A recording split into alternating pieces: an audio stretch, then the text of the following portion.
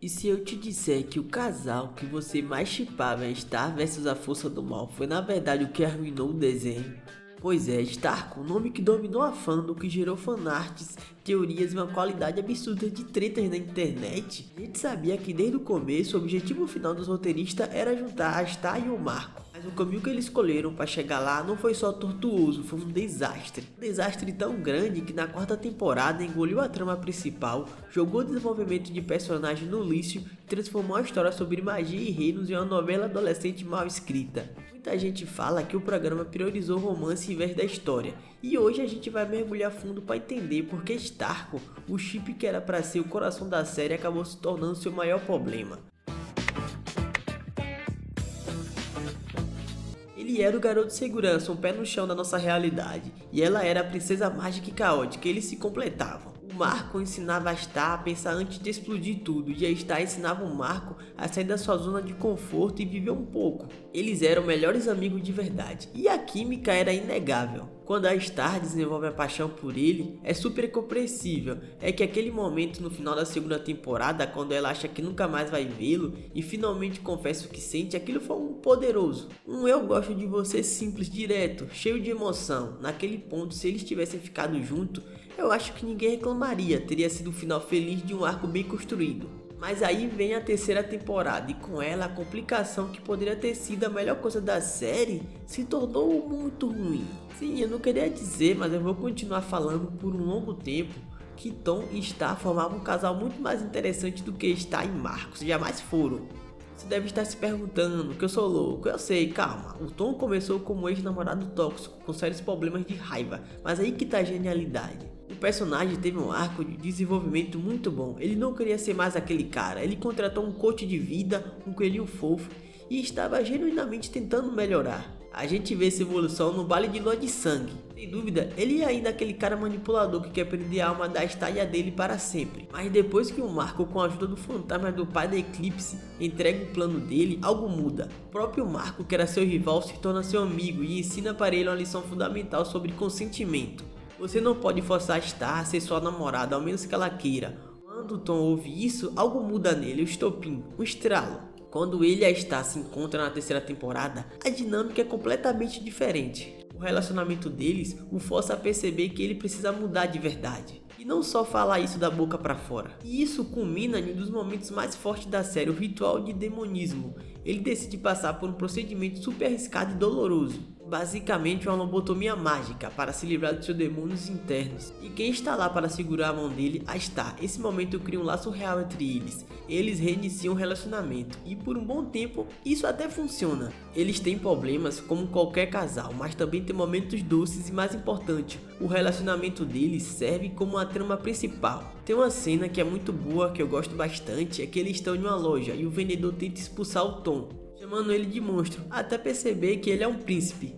E o Tom tenta usar essa experiência para tentar se conectar com os monstros de Mjolnir, dizendo: eu sou muito rico, mas quando entro no meu elevador com um estranho, eu sou só um monstro. Assim como vocês, isso era real, era relevante para a história sobre o preconceito entre os Mjolnirs e os monstros. O relacionamento deles tinha substância, era diferente. Mas para os roteiristas, uma parte da fandom não via as coisas dessa forma. E é aí que o problema com Stark começa e fica feio de verdade. Em vez de deixar o relacionamento da Star com o Tom se desenvolver ou terminar de forma orgânica, eles começam a forçar a barra para o lado do Marco. E para que fazer isso? Eles usaram umas táticas mais sujas e preguiçosas da escrita, assassinato de personagem. Eles começaram a transformar o Tom em um obstáculo, um incômodo, e o Marco no herói incompreendido. No episódio Dia do Toco é exemplo perfeito. Está ao dia próprio aniversário e não quer comemorar. O Tom, como um bom namorado, respeita isso, mas o Marco tenta ser um bom amigo, organiza uma festa surpresa contra a própria vontade dela e ainda joga na cara do Tom: pelo menos eu quis fazer uma festa para Star, você não planejou nada e deveria ser o namorado dela. O episódio enquadra o Marco como um cara que se importa e o Tom como um namorado negligente, quando na verdade o Tom era o único que estava realmente pensando no que a Star queria. A cena foi escrita não para desenvolver os personagens, mas para manipular o público e torcer pelo Marco. E então temos a cena da cabine de foto, essa cena infame que me dá raiva até hoje. Star e Marco ficam presos em uma cabine mágica que só abre com um beijo e eles se beijam. E o problema não é o beijo em si, é a consequência. Eles decidem esconder isso do Tom. O Marco, que é o melhor amigo do Tom, e a Star, que é a namorada dele, decidem esconder isso. Quando o Tom finalmente descobre, não porque a Star contou, mas porque o Marco, em um momento de culpa, solta a verdade. E a reação da Star é a pior possível. Ela fica brava com o Tom porque ele ficou bravo com ela por ter guardado o segredo dele. Isso é um absurdo e, por hipocrisia, a personagem que tinha amadurecido tanto em outros aspectos regrediu completamente quando o assunto era romance. Ela mentiu, foi pega e ainda tentou virar o jogo por cima do namorado. Nesse ponto, Star não merecia nem o Tom nem o Marco. A partir daí a coisa só piora. Os roteiristas começaram a usar desculpas esfarrapadas para justificar a conexão entre a Star e o Marco. A principal delas é a maldição da Lua de Sangue, aquela dança lá na primeira temporada que unia as almas deles viraram explicação para tudo. Em vez de deixar o relacionamento deles crescerem a partir de amizade genuína que eles tinham, eles simplesmente reduziram tudo a uma maldição mágica, um atalho narrativo preguiçoso, que invalida todo o desenvolvimento que eles tiveram antes. Eles não se gostam porque são amigos e se completam, eles se gostam porque a Lua Vermelha Mágica o forçou a isso. Pense nisso como um casamento arranjado. E o Tom, ele foi completamente jogado para escanteio, e um dos personagens com um dos arcos mais interessantes da série, ele viu um objeto, um empecilho que precisava ser removido para que o casal principal possa finalmente acontecer. O término deles é a prova disso. Aconteceu de uma forma apressada, quase fora de tela da perspectiva dele, e não parece gratificante. Parece apenas um item sendo riscado de uma lista de tarefas dos roteiristas. Ok, terminamos com o Tom, agora podemos juntar Starks. Foi um desserviço imenso para um personagem que merecia muito mais. Isso nos leva ao clímax final, ou melhor, ao anticlímax de toda essa saga.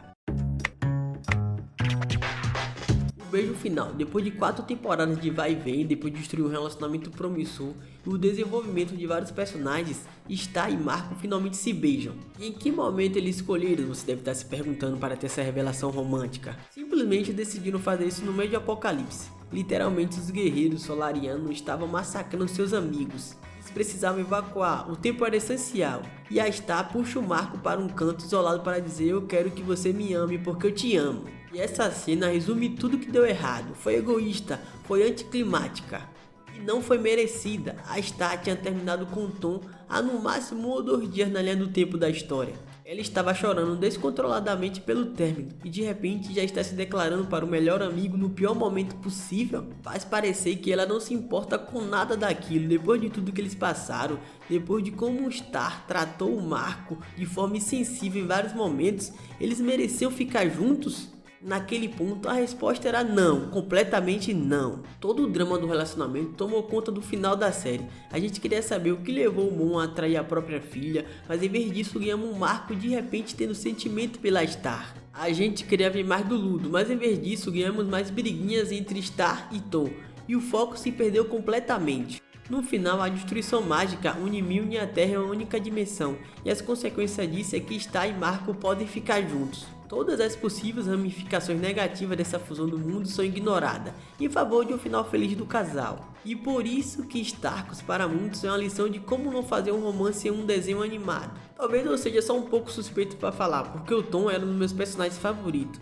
Mas é verdade que o problema não é o chip em si, mas é a jornada, como o chip foi feito. Uma jornada que sacrificou a lógica, desenvolvimento de personagens incríveis em nome de um romance forçado. E você quer saber, eu vou falar, porque quem guarda o Marco deveria ter ficado com a Kelly. Ela o tratava com respeito, eles tinham uma química. Ela era uma Milniana, entendia o mundo dele, mas isso é a história para outro vídeo. Stark é um clássico caso de como a obsessão por um final, por uma fandom pode arruinar uma história.